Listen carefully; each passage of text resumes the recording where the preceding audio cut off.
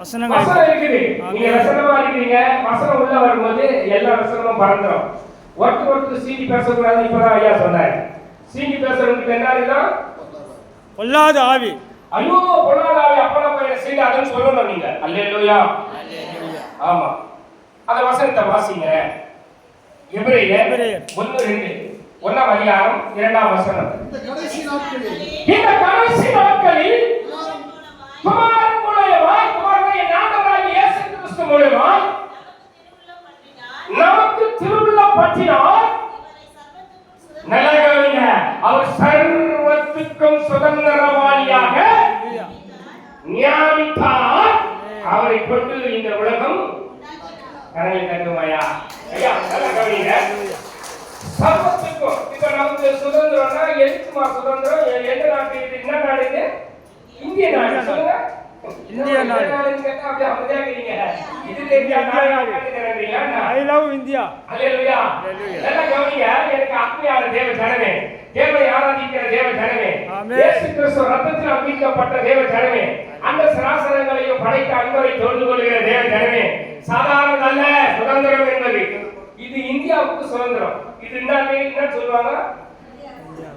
இது நேஷனல் அப்படின்னுவாங்க. இது நேஷனல் இந்தியா. இந்தியா. இப்போ இன்டர்நேஷனல் என்னது? வெளி மாநிலம். மாநிலம்.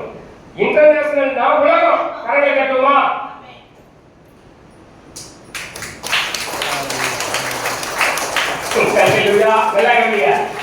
இது நேஷனல் இந்தியா.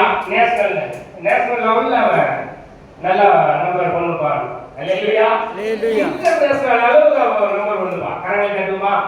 இந்த நேஷனலுக்கும் இன்டர்நேஷனலுக்கும் குறித்த ஒரு வித்தியாசத்தை நான் உங்களுக்கு மத்திய இயேசு கிறிஸ்துவை குறித்து காட்ட போகிறேன். அல்லேலூயா. உனக்கு எனக்கு மாத்திரமல்ல. வெளியே போகக்கூடாதுமா. உட்கார வைமா. போகக்கூடாது. வெளியே போகக்கூடாது. ஒன்லி பாத்ரூம் வந்தா தான் வெளியே போகணும். அல்லேலூயா. அல்லேலூயா. ஆமா, வெளியே போயிட்டீங்கன்னா இந்த சத்தியத்தை அசைக்க பண்றீங்க. இது சாதாரணது அல்ல. சத்தியத்தை அறிவீர்கள். சத்தியம் உங்களை விடுதலையாக்க போகிற நேரம் இது. ஆமென். ஆமென். National international. நல்லபடியா அவர் இன்டர்நேஷனல். உலகத்துக்குரியவர். உலகத்தின் மத்தியிலே பிறந்தவர் இயேசு கிறிஸ்து. அல்லேலூயா.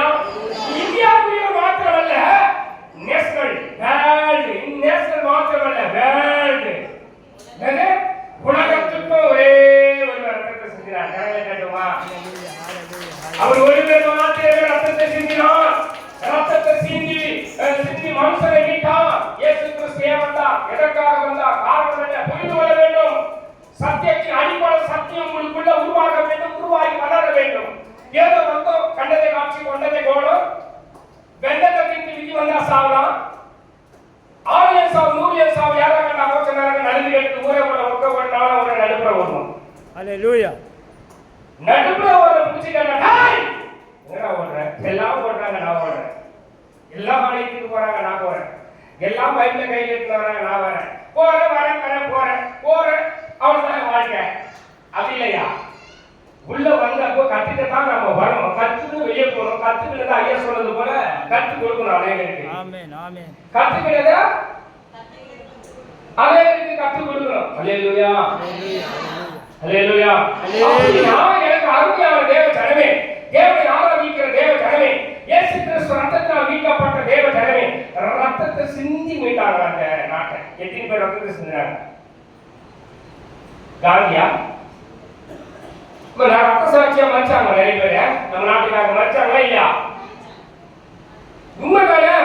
ஆமென். நம்ம நாட்டுக்காக மறிச்சாங்கயா. நம்ம நாட்டுக்காக அநேக ரத்தத்தை சிந்தி மறிச்சாங்க, கொலை பண்ணி போட்டாங்க.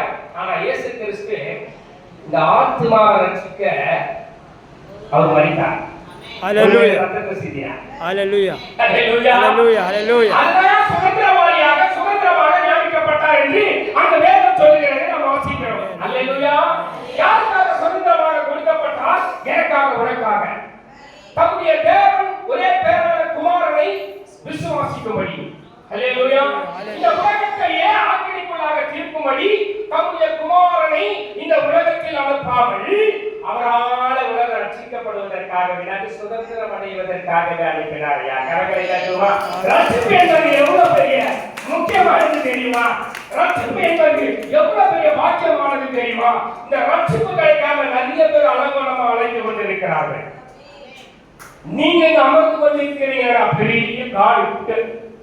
அதனாலதான் ஏன் வந்த எதற்கு வந்த காரணம் என்ன முதலாவது அறிந்து கொள்ள வேண்டும். எனக்கு பிரியமான தேவ ஜனமே, தேவனை ஆராதிக்கிற தேவ ஜனமே, எல்லாம் கவனிங்க. இந்த சுதந்திரவாளி எப்படி நம்ம மீட்டான்? ரத்தத்தை சிந்தி மனுஷனை மீட்டான். ஹல்லேலூயா. ரத்தத்தை சிந்தி இந்த பூமியை மீட்டாங்க. ஹல்லேலூயா. ஆனா இயேசு கிறிஸ்து ரத்தத்தை சிந்தி மனுஷனை மீட்டார். எவ்வளவு பெரிய அந்த ரத்தம், விலையேற பெற்ற ரத்தம் வேதம் சொல்லுது. மாசற்ற ரத்தம் வேதம் சொல்லுகிறது. குற்றமற்ற ரத்தம் வேதம் சொல்லுகிறது. மற்ற எந்த ரத்தத்துக்கும் அந்த மாதிரியான பெயர் கிடையாது. ஹல்லேலூயா. என் ஆண்டவராகிய இயேசு கிறிஸ்து ரத்தத்தை கொண்டு மனிதனை மீட்டார். அவன் சுத்தமானார், விடுதலை ஆனார். நல்ல கவனிங்க. வியாதி உள்ளவர்கள் குணமாக வேண்டுமானால் மாத்திரை எல்லாம் தேவைதான். ஆனா இயேசு கிறிஸ்து ரத்தம் எல்லாவற்றையும் குணமாக்குறது மாத்திரமல்ல, பாவங்களை மன்னித்து பரலோகத்துக்கு கொண்டு போகுது. ஆமென் ஆமென். ஹல்லேலூயா. இப்போ என்னுடைய சுதந்திரம் நம்ம எடுத்துக்கொள்வோம். என்னுடைய நான் அடைய வேண்டிய சுதந்திரம், எனக்குள்ள ஒரு சுதந்திரம் இருக்கிறது. அந்த சுதந்திரத்தை நாம் பார்க்கலாம். உபதியா 1ஆம் அதிகாரம் 17ஆம் வசனத்தை வாசிங்க பார்க்கலாம். உபதியா பக்கம் 1071, பக்கம் 1071. உபதியா ஒரே ஒரு வார்த்தை தான் இருக்கும், அதனால கேட்டு கண்டுபிடிக்க முடியாது. ஹல்லேலூயா. உபதியா 1:17 வாசிமா. ஆனால் சீயோன் பர்வதத்திலே தப்பியிருப்பார் உண்டு. அவர்கள் பரிசுத்தமாய் இருப்பார்கள். யாக்கோபு வம்சத்தார், நீங்க நம்ம யாக்கோபு வம்சத்தார், நல்லா கவனிங்க. யாக்கோபு வம்சத்தார் அவருடைய சுதந்திரங்களை தரித்துக் கொள்வார்கள். எவ்வளவு தீர்க்க தரிசனம் நிறைவேறுது பாருங்க. தீர்க்க தரிசனம் இயேசு கிறிஸ்துவை குறித்து சொன்ன தீர்க்க தரிசனம் இன்று நிறைவேறினதால் தான் நீங்க அமர்ந்து கொண்டிருக்கிறீர்கள். ஹல்லேலூயா. ஹல்லேலூயா. எப்படி இருக்குது பாருங்க. சுதந்திரம்னா இப்படிதான் இருக்கணும். நல்ல கவனிங்க. பேயிலிருந்து விடுதலை, சாபத்திலிருந்து விடுதலை. சுதந்திரம் அடைஞ்சார்களா? சுதந்திரம் அடைஞ்சார்களான்னு சொல்லுங்க. சுதந்திரம் என்றால் என்ன? விடுதலை அடைந்தார்கள். ஹல்லேலூயா. எல்லாருக்கும் விடுதலை. இப்ப என்ன மாதிரி பழக்கத்தில் இருந்தாரு யோகராஜி? விடுதலை. இப்ப சாட்சி சொல்றாருன்னா காரணம் என்ன? நீங்க எல்லாருமே தான், அவர் மாத்திரம் அல்ல. என்னுடைய சாட்சி சொன்னா ரொம்ப இன்னும் அற்புதமா இருக்கும். அதுக்கு டைம் இல்லை. சுதந்திரத்தை குறித்து நான் உங்க இதயத்தை விதைக்கிறேன். யார் சுதந்திரம்? யார் சுதந்திரம் நமக்கு மீட்டு தந்தது? நம் சரீரத்திற்கு, நம் ஆவி ஆத்மா சரீரத்திற்கு யார் சுதந்திரவாளியாக நியமிக்கப்பட்டார்? இயேசு கிறிஸ்து ஒருவர் மாத்திரமே. கரங்களை தட்டுமா. ஹல்லேலூயா. ஹல்லேலூயா. ஹல்லேலூயா. ஐயா, இந்த சுதந்திரம்லாம் துரிதமாய் கிடைத்த சுதந்திரம் முடியல ஆசீர்வாதத்தை கொண்டு வராங்க. விரைவாய், துரிதமாய், சீக்கிரமாய் கிடைத்த சுதந்திரம் என்ன கிடைக்காதா? முடியல ஆசீர்வாதத்தை கொண்டு வராங்க. ஆனால் இயேசு கிறிஸ்துவ இங்க இருந்து அங்க போகிற வரையிலும் அந்த சுதந்திரத்தை நமக்காக வைத்திருக்கிறாங்க. ஹல்லேலூயா. ஹல்லேலூயா. ஹல்லேலூயா. யாருக்குள்ள ஒரு மனுஷன் நடக்க முடியல, உங்களுக்கு எல்லாம் தெரிஞ்ச ஒரு வார்த்தை வசனம் தான் அது. நல்லா பாருங்க. 38 வருஷமா வியாதி கொண்டிருந்த ஒரு மனுஷன், எல்லாருக்கும் தெரியும். இது தெரியாதுன்னு சொன்னீங்கன்னா எடுத்தோட நான் ஓடுவேன் அந்த வசனம். 38 ஆண்டுகளாக. எத்தனை வருஷம்? 38 வருஷம். ஆனா அவனுக்கு வயசு என்னன்னு தெரியல. ஆனா வியாதிக்கு வயசு 38. என்னது? வியாதிக்கு வயசு 30. வியாதிக்கு வயசு 38. அவனுக்கு வயசு என்னன்னு போடல, ஆனா வியாதிக்கு போட்டுச்சு. என்னமா பைபிள்ல போட்டுருக்கு. பைபிள்ல இருக்கா இல்லையா? ஆமென் ஆமென். அவனுடைய வயசு என்னன்னு தெரியல, ஆனா வியாதிக்கு வயசு 38 வருஷம். ஐயா, 1 வருஷமா 2 வருஷமா 3 வருஷமா 4 வருஷமா 38 வருஷமா? ஹலோ, இருக்கீங்களா?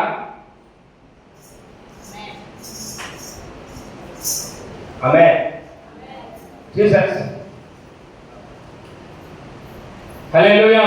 ஹல்லேலூயா. 38 வருஷமா வியாதி கொண்டிருந்த ஒரு மனுஷனை அவன் சுதந்திரமாய் விடுதலையாக வேண்டும் என்று சுதந்திரவாளி வந்தாரியா. கரங்களை தட்டுமா. ஹல்லேலூயா. ஹல்லேலூயா. அவர்தான் சுதந்திரவாளி.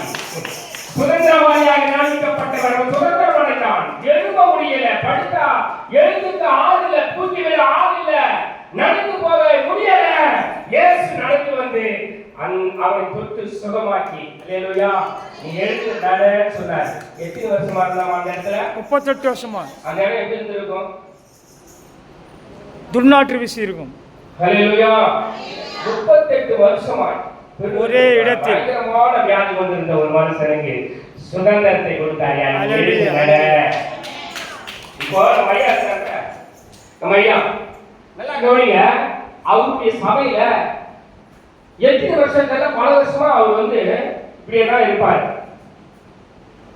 உட்காரவும் முடியாது அவரால். எப்படி இப்படி குனிய முடியாது, உட்கார முடியாது, நடவ அப்படி நடப்படமா தான் இருப்பாரு. அவர் யாரா படுக்க வைக்கணும்னா கூட ஒரு ஆள் பிடிச்சி கடல்ல படுக்க வைக்கணும், மறுபடியும் நிக்க வைக்கணும்னு நினைப்பாரு. அவ்வளவுதான். அவர் பாத்ரூம் எல்லாம் போறதெல்லாம் நடந்தே, எல்லாமே நடந்தே தான் இருப்பார். எவ்வளவு ஒரு அபூர்வமான காரியம் பாருங்க.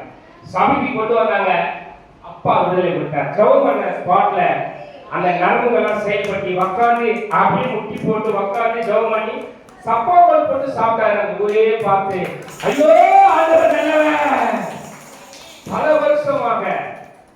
வருஷமாக நடக்க முடியல. ஏசப்பா நடக்க வைத்தார். சாட்சி ஐயா சபைக்கு வருவாங்க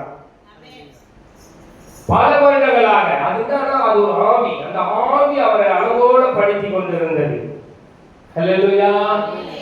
இன்னும் உங்களுக்கும் எந்த பிரச்சனையா இருந்தாலும், குடும்பத்துல பிரச்சனையா இருந்தாலும், வீட்டுல பிரச்சனையா இருந்தாலும், பிள்ளைகள் மத்தியில பிரச்சனையா இருந்தாலும், கணவனார் மத்தியில பிரச்சனையா இருந்தாலும், அது கட்டுமானது நின்று போனது என்று சொன்னாலும், பிள்ளை பெற வாக்கியமில்லை என்று சொன்னாலும் சுதந்திரவாளி வருவாரையா. ஹல்லேலூயா. ஹல்லேலூயா. சுதந்திரமாய் நியமிக்கப்பட்டவர் இயேசு கிறிஸ்து. ஆமென். அவர்தாமே சோதிக்கப்பட்டு பாடுபட்டாரா. யாரப்பட்டாரா? சோதிக்கப்பட்டு பாடுபட்டதினால சோதிக்கப்படுகிற யாவருக்கும் அவர் உதவி செய்ய வல்லவராய் இருக்கிறார். ஹல்லேலூயா. ஒருவேளை உங்களுக்கு ஒரே பிரச்சனை போராட்டம் இருக்கலாம். இயேசு கிறிஸ்து யாருங்க? நமக்கு சுதந்திரவாளி. நமக்கு நாம் சுதந்திரம் அடையும்படிக்கு அவர் பாவ மாம்சம் மனித சாராய் வந்தாரையா. இந்த அடிப்படை சத்தியத்தை நாம் தெரிந்து கொள்ள வேண்டும். சுதந்திரம் எல்லாருக்கும் கிடைக்காது. சுதந்திரம் எல்லாருக்கும் கிடைக்காது. என் பிதா ஒருவன் இழுத்துக் கொள்ளாவிட்டால் ஒருவனும் கெட்டு போகாமல் வரவும் முடியாதுயா. ஹல்லேலூயா. ஒன்று சுதந்திரம். நல்லா கவனிங்க. இயேசு கிறிஸ்து ரத்தத்தை கொடுத்து நமக்கு சுதந்திரவாளியாக நியமிக்கப்பட்டார். அதான் சுதந்திரவாளி என்று நம்ம பார்த்தோம். ஆமென். ஹல்லேலூயா. நல்லா கவனிங்க. இன்னொரு சுதந்திரத்தை நான் சொல்றேன் பாருங்க, எனக்கு பிரியமான தேவ ஜனமே. நீதிமொழிகள் 19ஆம் அதிகாரம், நீதிமொழிகள் 19ஆம் அதிகாரத்தை எடுத்துக்கொள்ளுவேன்.